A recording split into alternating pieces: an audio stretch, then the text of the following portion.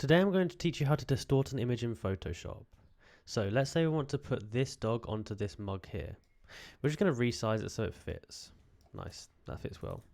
So now I want to go up here, do this. And from here what we can do is we can drag the corners to follow the arch of the mug. And same down here.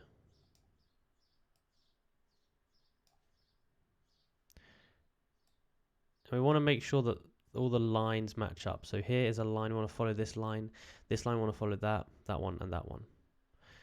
Nice, I'm going to just do this one a little bit more. Boom, enter.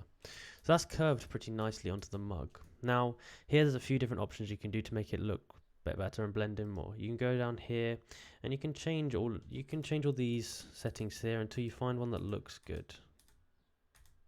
Some of them don't look as good as others, I will tell you that. This looks alright.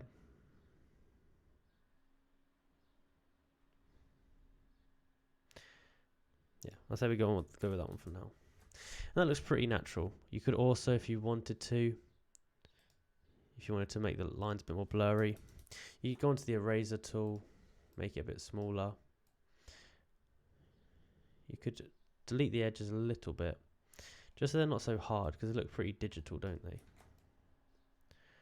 So you can just see I'm doing this, go on the edge of it. There's other ways to do this, but this is just a quick and easy way. It doesn't require much learning.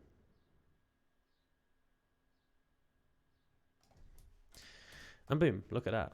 Doesn't look bad, looks pretty good actually. So that's how you distort an image on Photoshop. If you enjoyed this video, please like, subscribe, and comment down below that it worked.